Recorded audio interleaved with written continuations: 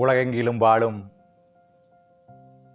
என் தமிழ் சொந்தங்களே, உங்கள் அனைவருக்கும் இறையன்பு கொண்ட வணக்கம். நம்ம இன்னைக்கு மருத்துவ பகுதிகள் தொடர்ந்து நம்ம ஒன்று ரெண்டு நம்ம பேசிட்டு வந்திருக்கிறோம். அதை தொடர்ந்து சில மருத்துவ பகுதிகள் உங்களுக்கு தரப்போகிறோம்.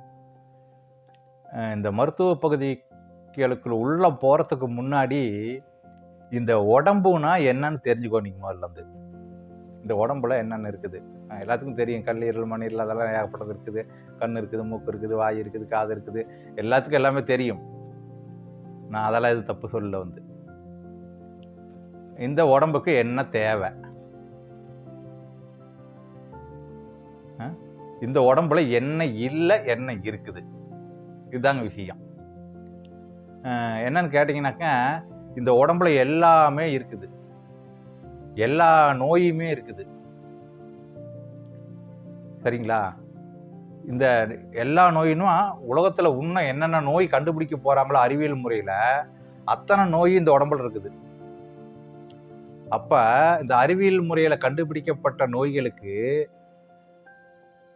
நமக்குள்ளார என்ன தீர்வு இருக்குது அப்படின்னு கேட்டீங்கன்னாக்க, இதைதான் ஐயன் திருவள்ளுவர் அன்னைக்கே சொல்லிட்டா இருந்து, மிகினும் குறையினும் நோய் செய்யும் அப்படின்ட்டா இருந்து. அதான் இன்னைக்கு வந்து நவீன விஞ்ஞான முறையில் பாசிட்டிவ் ஆர் நெகட்டிவ், ஆரம்ப நிலை சோதனை எல்லாமே பாசிட்டிவ் ஆர் நெகட்டிவ் தான். உங்களுக்கு நெகட்டிவ் அப்படின்னா பிரச்சனை இல்லை, பாசிட்டிவ்னா தொந்தரவு இருக்குன்னு அர்த்தம். வந்து எல்லா நோய்களும், கேன்சர் உட்பட இதை விட கொடுமையான பல நோய்கள் எது வந்தாலுமே சரி, வந்து பாசிட்டிவ் ஆர் நெகட்டிவ் தான். அப்ப இந்த நோய்களில் இருந்து நம்ம பாதுகாத்துக்கிறது எப்படி? எல்லா நோயும் இந்த உடம்புக்குள்ள இருக்குதா, அது வெளியில தெரியறதுக்கு பல நாட்கள் ஆகணும். நம்மளுக்கு வந்து ஒரு நோய் வருது, இப்போ கல்லீரல் சார்ந்த பிரச்சனைகள் வருது அப்படின்னா உடனே இன்னைக்கு வந்து நாளைக்கு வெளியில தெரிஞ்சிடாது. கொஞ்சம் கொஞ்சமா 6 மாசம் ஆகலாம், 1 வருஷம் ஆகலாம், ஒரு சிலருக்கு 5 வருஷம் கழிச்சு கூட நமக்கு அது வெளியில் தெரிய வரலாம். வந்து அப்ப என்ன பண்றது? நம்ம தினமும் சாப்பிட்றோம், உப்பு சாப்பிட்றோம், சர்க்கரை சாப்பிட்றோம், எல்லாமே சாப்பிட்றோம். எல்லாமே போய் இந்த ரத்தமா மாறுது, இன்னும் சதையா மாறுது, இன்னும் மசில்ஸா மாறுது. இந்த மாதிரிலாம் மாறுறது வந்து நம்ம இத தேவையில்லாத கழிவுகளை வெளியேற்றுவது எப்படி? இதை எல்லாரும் சொல்லுவாங்க, டீடாக்னு ஒரு முறை இருக்குது அப்படின்னு சொல்லுவாங்க. வந்து உடம்புகளோட கழிவுகளை வெளியேற்றுற முறை, அது ஒரு 21 நாள் 31 நாள் அவரவர்களுடைய அனுபவத்துக்கு தகுந்த மாதிரி கொடுப்பாங்க. வந்து இப்ப சாதாரணமா நீங்க தினசரியான உணவு முறையில நீங்க எப்படி இத சரி பண்ணிக்கலாம்? தினசரி உணவு முறைகளை மாற்றி அமைக்கும் போது எப்படி நம்ம உடலில் உள்ள நோய்கள், கழிவுகள் நீங்குது? இதுதாங்க இன்னைக்கு நம்ம பேச போறது. வந்து அதனால நான் சொல்ற விஷயங்கள் எல்லாமே கொஞ்சம் கவனமா எடுத்துக்கங்க. வந்து சாதாரணமான விஷயமா தான் இருக்கும், இது நமக்கு தெரியாதா அப்படிங்கிற மாதிரி தான் இருக்கும். வந்து ஏன் பின்பற்ற முடியல? தொடர்ந்து பின்பற்றப்ப பார்த்தீங்க அப்படின்னாக்க முடியாத சூழ்நிலைக்கு ஆளாகி விடுவோம், முடியாத சூழ்நிலைக்கு தள்ளப்படுவோம். இப்போ நீங்க ஒரு வெஹிக்கிள் வாங்குறீங்க, ஒரு வண்டி வாங்குறீங்க. இந்த வண்டிக்கு சர்வீஸ் காலம் இருக்குது இல்லையா? 3 மாசத்துக்கு ஒருக்கா, 1000 மீட்டருக்கு ஒருக்கா, 3000 மீட்டருக்கு ஒருக்கா, 5000 கிலோமீட்டருக்கு ஒருக்கா அப்படின்னு காலம் கொடுக்குறாங்க இல்லையா? இறைவனால் படைக்கப்பட்ட இந்த உடம்புக்கு அவர் ஏதாவது கால அளவு கொடுத்துருக்காரா? இத்தனை நாள் நீ சர்வீஸ் பண்ணிக்கடா, இத்தனை நாள் இதை பண்றா அப்படின்னு சொல்லியிருக்காரா நம்மளுக்கு? இல்லை. ஏன்னா அதை நீங்க தான் பின்பற்றிக்கணும். வந்து இதே திருவள்ளுவர் தான் இன்னொரு விஷயம் சொல்றாரு, யாகாவராயினும் நாகாக்க.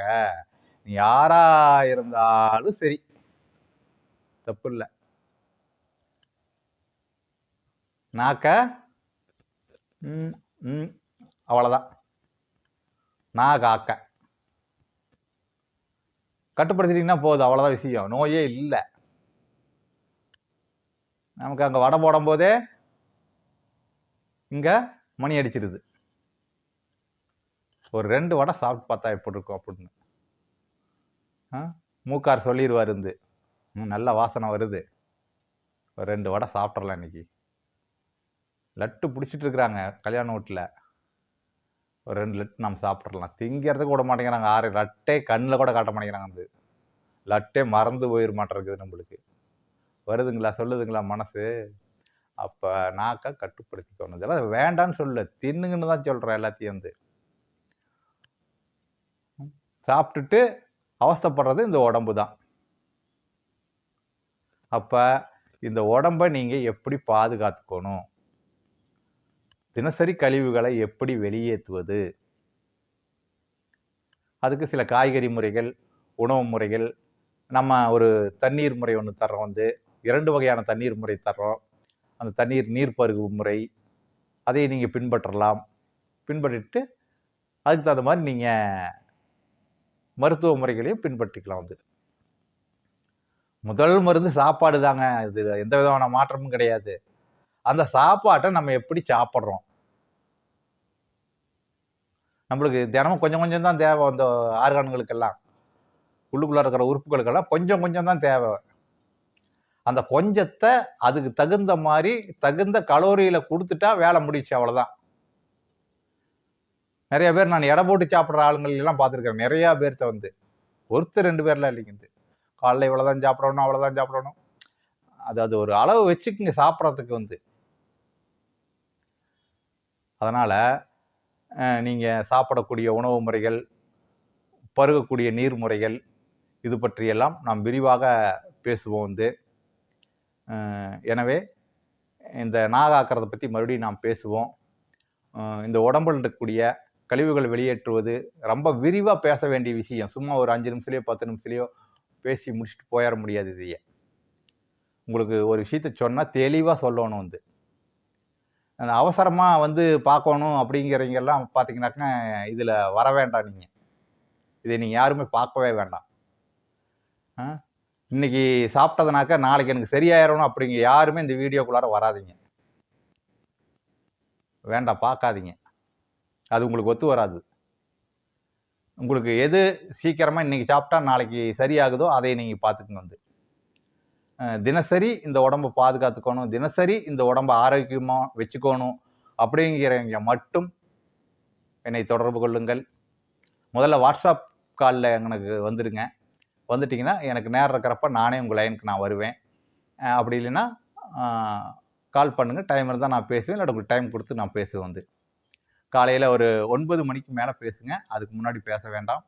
சாயந்தரம் 6 மணிக்குள்ளார பேசி முடிச்சிடுங்க. நீங்கள் ஒரே ஒரு ஆள் பேசினாலும் சரி, எனக்கு அதை பற்றிலாம் கவலை இல்லை. உங்களுக்கு நேரம் கொடுத்து நேரம் ஒதுக்கி உங்களோடு பேசுவதற்கு தயாராக உள்ளோம். எனவே இதை பயன்படுத்தி கொள்ளுங்கள். பயன்படுத்தி கொண்டு உங்கள் உடல் மனம் சார்ந்த எல்லா பிரச்சனைகளுக்கும் தீர்வுகள் கிடைக்கும். அதனால் நீங்கள் இதை பின்பற்றுங்க. தொடர்ந்து சில முறைகள் நம்ம சொல்லிட்டு வருவோம். இது பார்த்தீங்கன்னா உங்களுக்கு புரியறதுக்கு ஆரம்பிக்கும். என்ன சாப்பிட்லாம், என்ன சாப்பிடக்கூடாது, எப்படி சாப்பிடணும், எப்படி சமைக்கணும், அப்படிங்கிற நிறைய முறை இருக்குது இதில். அதுக்குள்ளார வாங்க. முதல்ல கொஞ்சம் கொஞ்சமாக வாங்க. உடனடியெல்லாம் வர முடியாது. நீங்கள் யாரும் கொஞ்சம் கொஞ்சமாக வாங்க. சந்திப்போம். இறையன்பு கொண்ட நன்றி.